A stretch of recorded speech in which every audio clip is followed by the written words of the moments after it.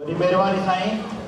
अवा ईंदड़ साल जी ॻाल्हि था कयो। हींअर ई असांजो सिंध लेवल ते प्रोग्राम शुरू थी चुको आहे। ईंदड़ प्रोग्राम असांजो सखर ऐं लालगढ़ में मुनक़िद थियल आहे। शायदि तव्हांखे ख़बर कोन्हे का सेक्रेटरी साहिब शेड्यूल जारी करे चुका आहिनि। ऐं रही ॻाल्हि असां उस्तादनि खां सचाई जी ॻाल्हि त असां उस्ताद सचा आहियूं त ऑफिसर बि उस्ताद सचा थी ॾेखारे थो। असांजो रिज़ल्ट तव्हांखे साम्हूं आहे। हींअर मां प्रोग्राम किथे वधाईंदे superintendent behalf of CMO monitoring evaluation Sain Uzair Soomro साहब के गुजारिश करने में चेत अचनि ऐं पंहिंजे ख़्याली जो इज़हार पेश कनि। उज़ैर अहमद सुमरो साहब।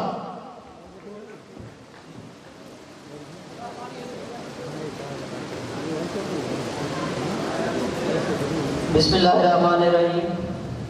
साईं सदाईं करीम थे सिंध सुकार, दोस्त मिठा दिलदार, आलिम सब आबाद करी।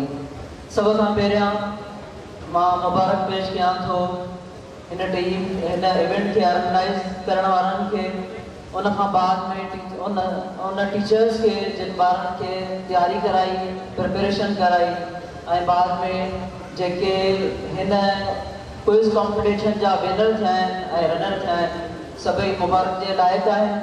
उन खां बाद में अहिड़ा प्रोग्राम ऑर्गेनाइज करणु का सवली ॻाल्हि कोन हूंदी आहे, तमामु ॾुखियो आहे मैनेज करणु, हर हिकु माण्हू खे फैसिलिटेट करणु।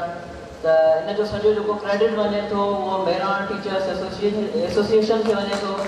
ऐं हीअ ख़ुशाइनी ॻाल्हि आहे जो अहिड़ा हेल्दी प्रोग्राम थींदा रहनि, पढ़ाई सां गॾोगॾु जेके को करिकुलर एक्टिविटीज़ आहिनि उहे तमामु घणियूं अहमियत जे हामिल हूंदियूं आहिनि।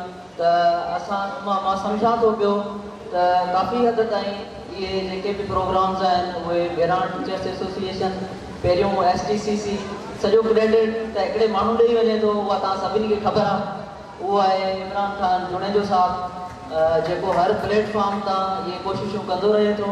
ऐं दुआ आहे त इंशाअल्लाह अॻिते बि इन जदोजहद खे कंटिन्यू रखंदो। Thank you so much.